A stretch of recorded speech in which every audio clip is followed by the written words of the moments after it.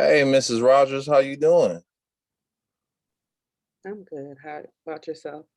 I'm just grateful that you agreed to do this interview with me. I know that you're a busy woman, and I don't want to take up a lot of your time, but I'm gonna say sorry in advance if my questions are too long. Okay? That's fine. Yes, sir. All right. So my first question is, what experience within your life has impacted your decision to become an entrepreneur? I would say my um, with poverty has impacted my decision to become an entrepreneur.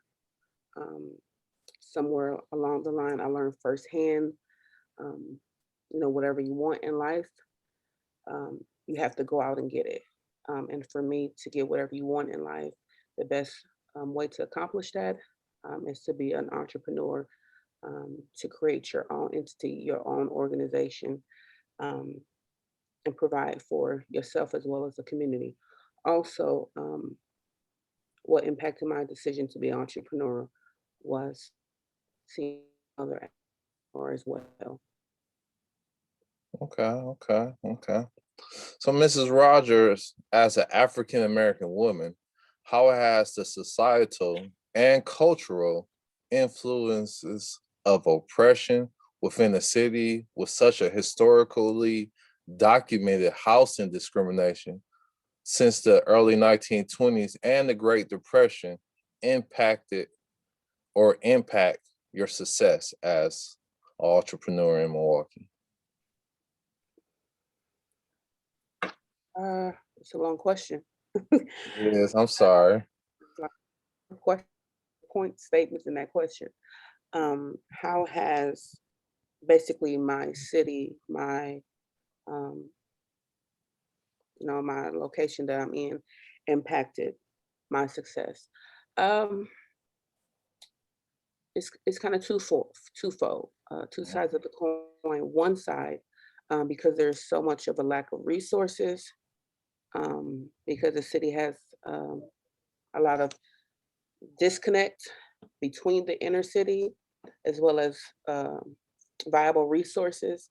Um, there's a great lack for providing those resources, as well as for individuals feeling like there are resources that's available.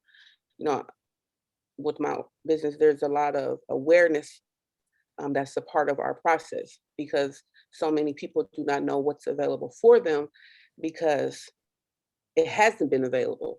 So how would I know what is available if it's never been available?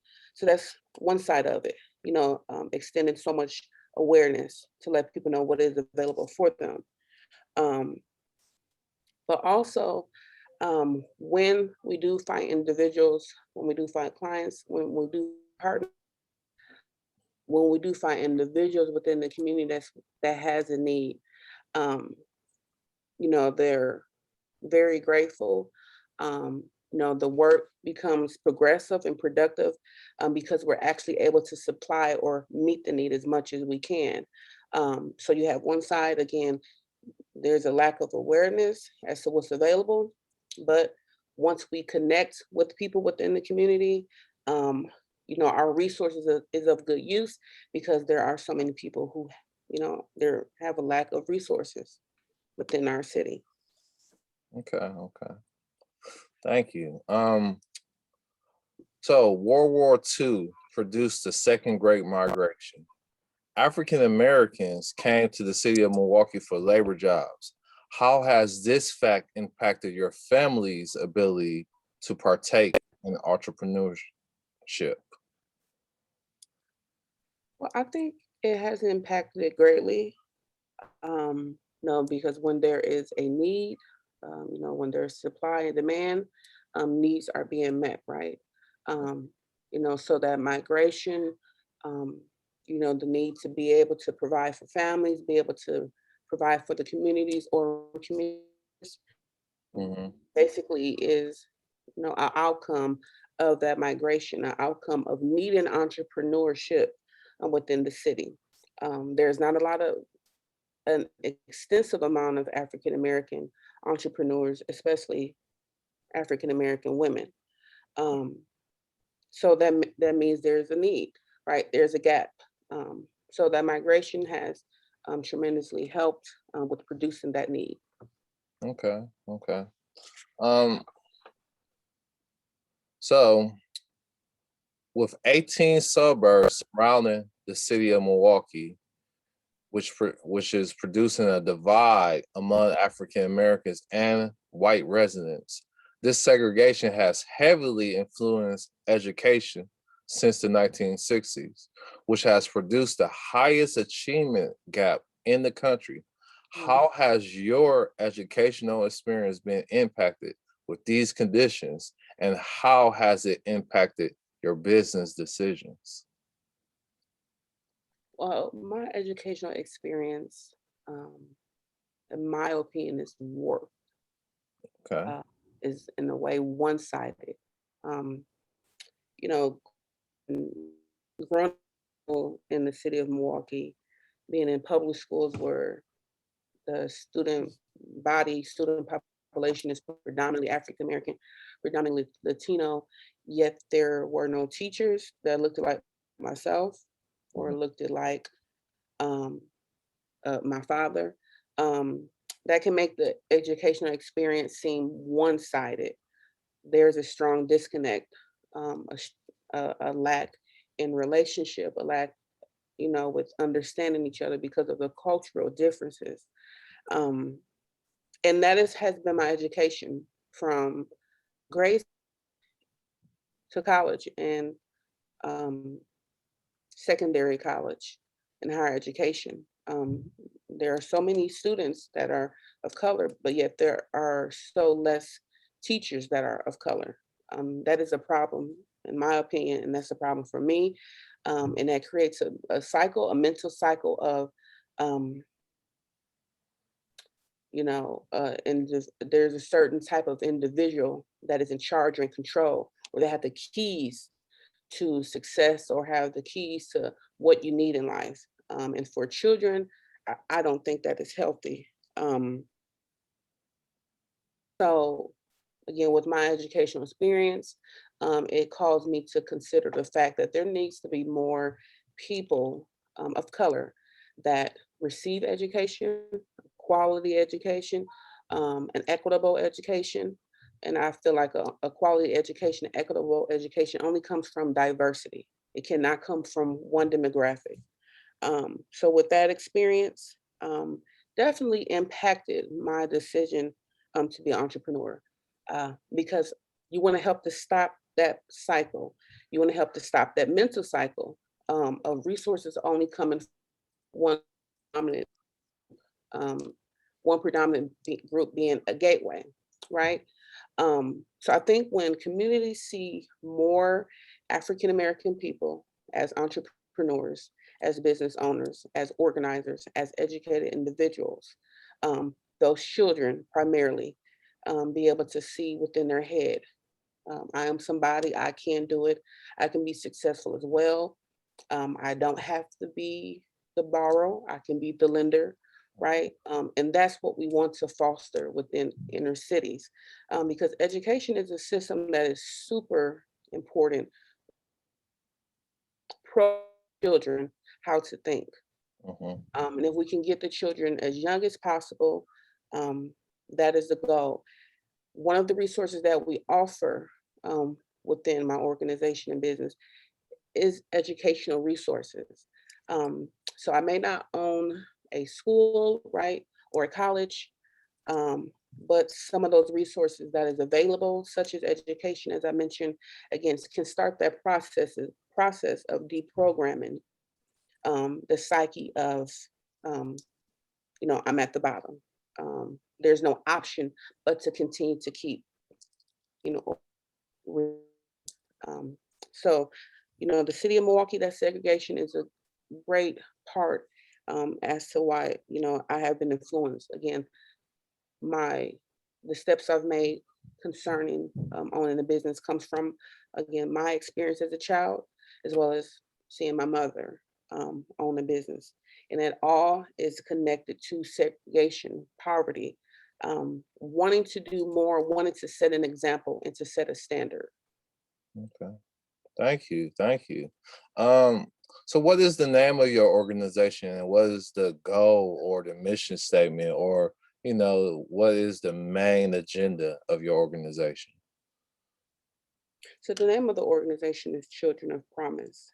Um, I felt that name to be befitting uh, because it starts with the children. Okay. Um, no, just thinking about segregation. When children experience segregation, and again, that's something that I've experienced living in the city of Milwaukee, a greatly segregated city. It does work on your mind and your psyche. Mm-hmm. This is where I belong. This is where I should stay. Mm-hmm. Um, so is to find the children, get to them, and help change their way of thinking. Um, Help them to know that you do not belong to a certain geographical area. You're not bound by a certain region. You're not bound by a certain red line, right? Mm-hmm. Um, and so that's the goal. Children are our promise. Children are our future. So that is why I named my organization Children of Promise, because it starts with the children. Um, Children, so and they're impacted greatly by segregation. They're impacted greatly by poverty, inequality. Okay. Okay. Um, so we talked about Milwaukee and segregation, but one of the most segregated days of the week is Sunday. How Mm. has this historical component of reality within the city of Milwaukee influenced your business? And how has the importance of religion constructed your disposition within the business arena? Well, for many African Americans, it's the Lord's Day, right? It is a day where you come together as a community to release, express, and edify each other based off of the ills and experiences that people face throughout life. Hmm. Honestly, um, that's the vibe that I get from church. Yes, it's completely about God, and building a relationship with Him. But the human aspect of it is that church serves the purpose of dealing of community. Church is where you go on Sunday, um, to just release, um, to connect with other people that is experiencing the same type of oppression, segregation, inequality as you.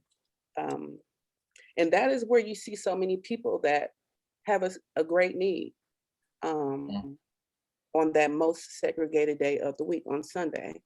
Um, and I feel like when we think about children of promise, um, Jesus said, not to suffer the children, uh, for children to understand how much it is needed for children to be the gateway. Um, and so just thinking about that, thinking about, Sunday and meeting so many youth, so many young children, that come from families that are struggling, that have a lack and have a want. Again, that's where I feel you should start first as anyone in ministry, but especially anyone that wants to develop a business that is community based. Um, so that's pretty much the connection that I have when we look at the historics of Sunday, of city and thing. Okay, okay. Thank you for that. So I'm a child of the 80s. I'm an 80s baby. So as a child of the 1980s, a number of social programs seemed to marginalize African Americans during that period of time in Milwaukee. What prior experience drove you to partake in your entrepreneur adventure? Well, I think I alluded to it earlier. my experience with poverty, my experience with segregation, my experience with inequality, my, with being kind to a region, an area, a zone, a neighborhood, a block, a community. Um, and as you mentioned, the 80s, you know, everywhere in America, the 80s represents something. Hmm. Um, there's something that you can pull from the things that transpired in the 80s that was very negative for African Americans. And so it's no different here in the city of Milwaukee. Um, and being brought up in a significant era and amount of negativity, for some people, it fosters a desire to break the context, break out of that box, break out of that situation. Um, so I believe that is what played a significant role in, me endeavoring to be a business owner. Okay. Okay. So, as an African American business owner in the 2000s, what role has race played within the totality of your endeavors? Um, it plays a great totality. Um, I think as being one that works within the community as well as looking like individuals in the community, um, a connection is able to be being built a little better. A level of trust, a level of community and relationship. When mothers see a Black woman um, leading or making decisions that help to provide, that is impactful. Um, when Black children see um, other Black children, being part of this organization or receiving resources, that is impactful. So race has a great factor because I automatically have a level of community, as well as understanding with my population, with my community. I know from experience, as growing up in a segregated city, as well as communicating with the community, what is needed, what is wanted, what is the lack, what is the challenges, how do the community feel about segregation in general? How does the community feel about the resources that is provided within a city? So race plays a great factor because again, there is that cultural connection that's already established. Mhm. So, this question piggybacks off of that question. Um, has the high level of segregation within the city shaped your marketing plan? And what is your overall attitude towards this type of competition and hard work? Yes, it shapes the marketing plan um, because when you have a group of people that believe there's nothing there for them, you have to do a great amount of work. And I did speak to this uh, with bringing awareness. Marketing is purpose to bring some type of awareness to the purpose, right? Um, so when you have a group of people where you have to do a lot of leg work, a lot of work in general to get that awareness out of what is available, that is impactful. Um, it's easier to go for individuals to go to a mainstream resource or business. You see it all the time, you know it's there, the advertisements are there, and the marketing is better because the profit is there. But with more smaller, intimate based organizations and businesses, that again is kind of, located in a area, the market tactics have to be a little more wiser and concise because you have to make sure you're getting your message out to your population. Um, so that definitely drives, how we market. Um, because again, we're here, but you want to make sure you're being useful as a business. And so, how do you get that message to the masses, especially the masses that believe there's nothing really there for them? So, the inner city, segregation, it completely shapes our attitude toward our competition, how to connect our consumers and the individuals within our community. A lot of hard work, in essence, to sum it up, is in place to make sure we're providing, to make sure the community knows what resources is there for them. Okay, okay. Um, let's shift a little bit. So, with high employment rates within the African American community in Milwaukee in the early 2000s, which saw the crime rate become very unbalanced. As a nonprofit organization, how have you navigated these obstacles? I'm sorry, kind of broke up. You can just repeat the question one more time. Okay. With high employment rates within the African American community in Milwaukee in the early 2000s, which saw the crime rate become very unbalanced, as a nonprofit organization, how have you navigated these obstacles? Um, as a nonprofit, the goal is to be a service, right? Hmm. The goal is not to become wealthy. Come, the goal to provide for the community. Um, and when there are high um, employment rates, when crime is high, that says there's a lack, right? Hmm. Somewhere there's a lack within the community. Um, Even though these are obstacles, because again, I think with unemployment, with crime, with segregation, these are crime, and it's all showing how people feel about their circumstances and their situation. So although that is a negative, uh, is to be that bridge. Um, you don't have the resources to feed your children, to give supplies to school supplies to your children. You don't know where to find certain resources to obtain a job. So this is where we come in. Um, so again, although there is a negative to these ills, um, this is where we exactly fit in. Um, so it's not necessarily an obstacle. Um, it's our mission. It's our goal, to fit right in where the ills lay, where they rest, where they bubble and spew. Resource will be, a remedy to those obstacles or those situations. Okay. So, as a nonprofit organization, has the need for outreach increased or decreased since you began your business? Absolutely an increase. Absolutely an increase. Um, Unemployment is very high. Just COVID alone, unemployment is extremely high. Crime is high. Crime has went up in the city of Milwaukee within the last couple years. Mhm. This is a sign of crime and of something is broken, something is wrong.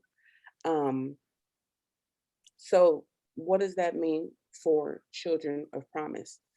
That means we have a mission, a work to do, to again come in, provide, be a resource to the many people in the community that feel like there is no hope.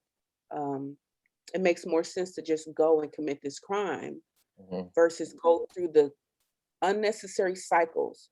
Because most people say, well, just go to school, get an education. No, it doesn't work that way for African Americans.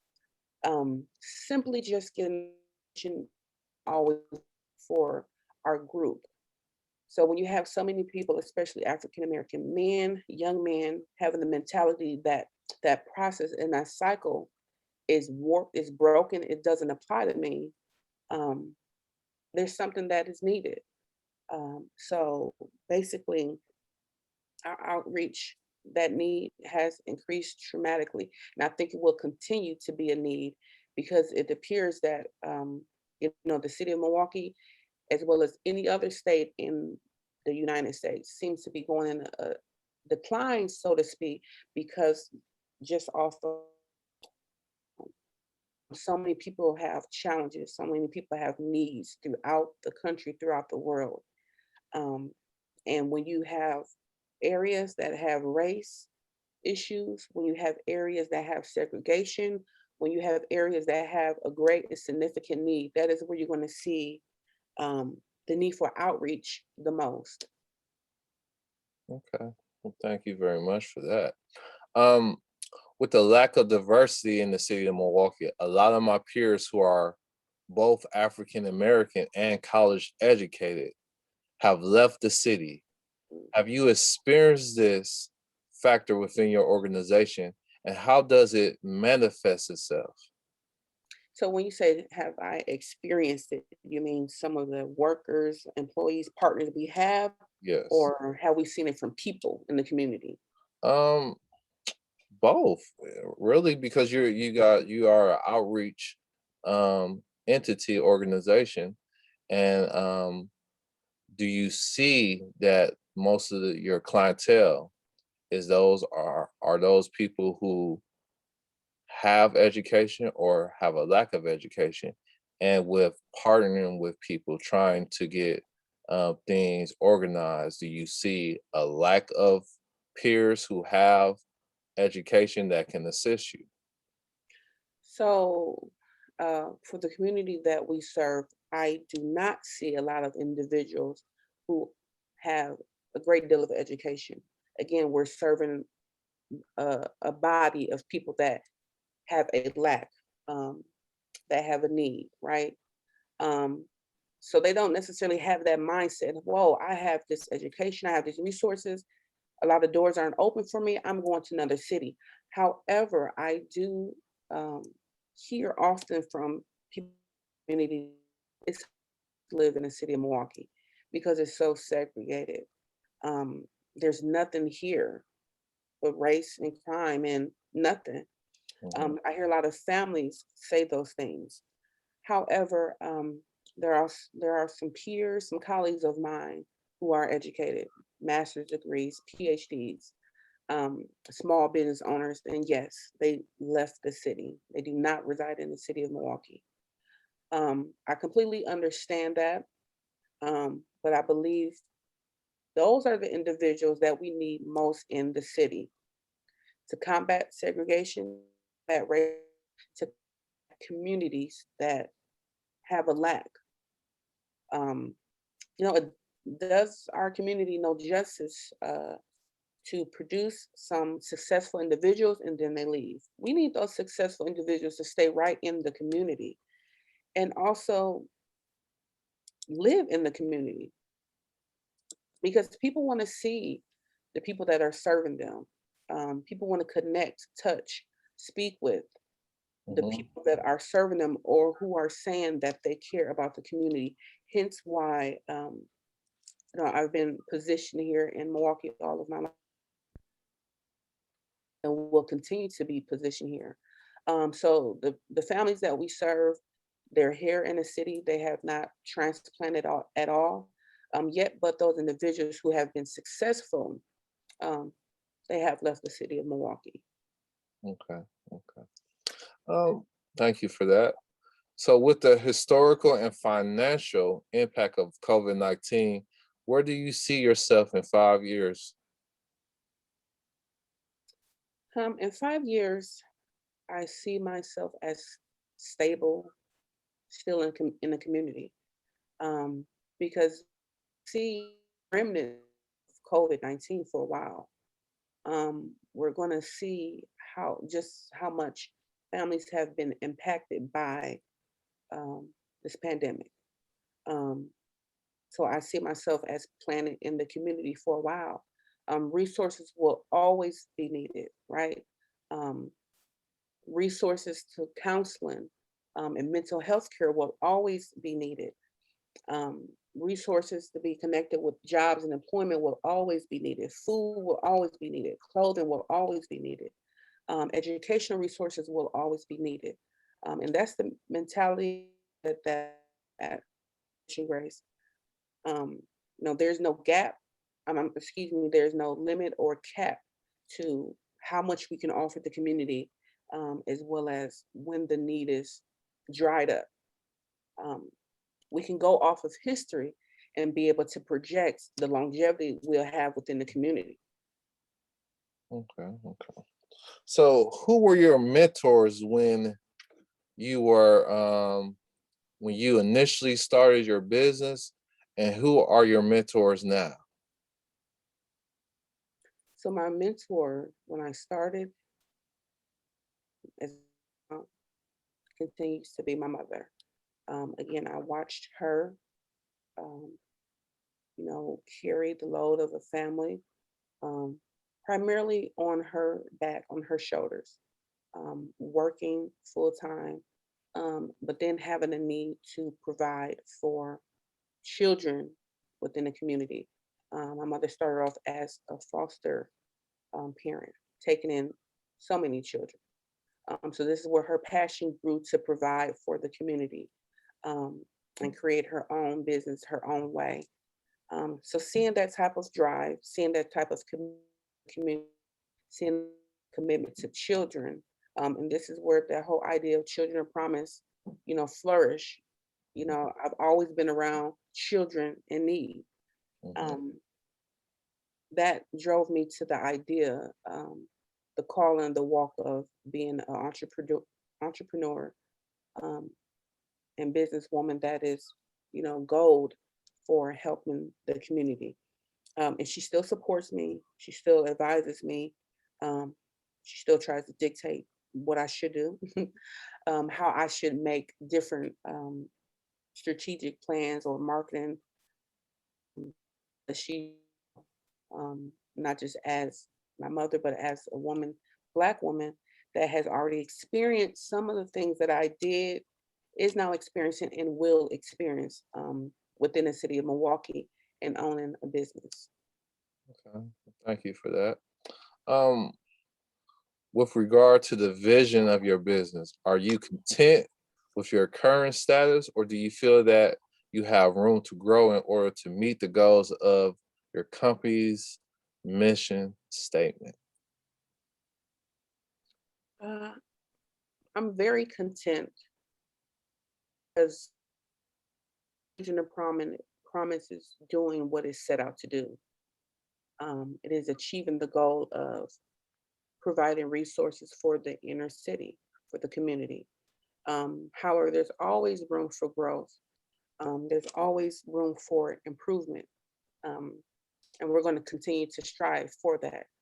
Um, but I don't have this great um, idea or plan or vision of how we want to grow to a 20-acre lot. Um, what we're doing, I'm completely happy, content, and satisfied. Okay. Okay. And that's what matters most. All right. So I want to ask you a couple of lighthearted questions since I've been so deep and so Mhm. drawn out. What has been the greatest piece of advice that you have received? The greatest piece of advice, they say all the time, Mr. Smith, to limit the est questions, right? The EST questions, Hmm. because you have the individual be able to narrow down to one response. Look up this question, um, and say that I've received a lot of um, advice with being an entrepreneur. But the best advice I can think of that I've received all the time is just to keep doing the work um, of our Father. Um, you have to be told that often as an African American, as a woman, and as an entrepreneur in a segregated city. You have to be given that type of affirmation, encouragement every day, because there's so many roadblocks, mm, there's so many perspectives that just don't look well. Um, so you have to be given that encouragement to keep pursuing, keep progressing, and to remember what the whole purpose is. It's not about, again, profit. It's not about income, a monetary salary. It's not about notoriety, but it's about outreach.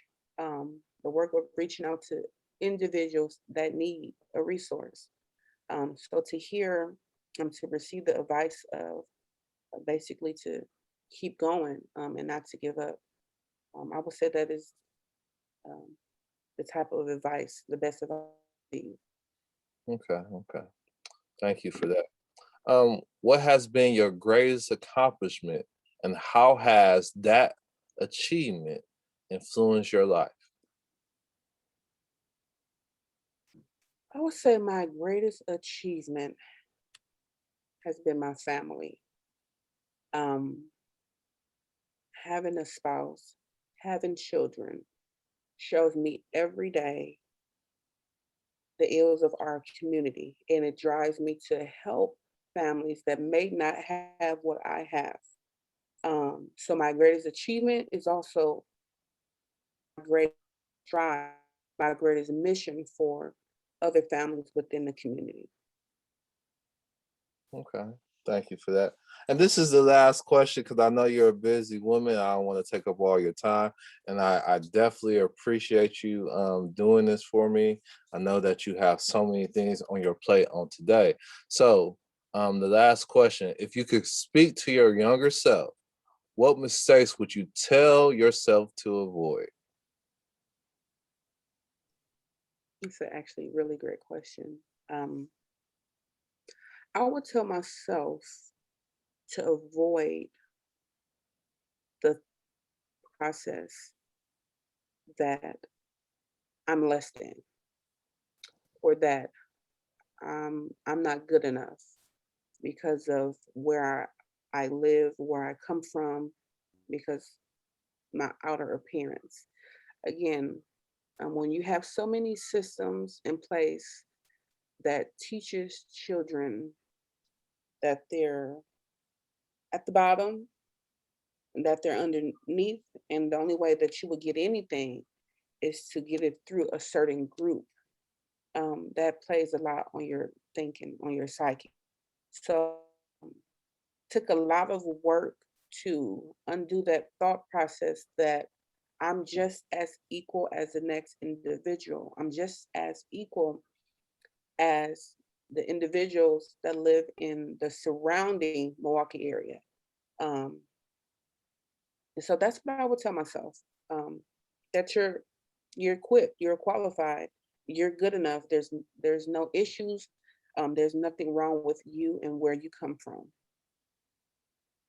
Okay, well, thank you so much. I Welcome. appreciate your time. You're doing a great service for our city with the outreach that you do, and I'm more impressed than I was prior to engaging you in this way. So thank you so much. You're welcome. Have a I blessed like day. your I like your snow globe Thank you. in the summer. So no, thank you, Mr. Smith. I appreciate it. Whenever you need me, reach out to me, let me know so we can partner. All right, so thank you so much, Miss Rogers. Okay. Thank you.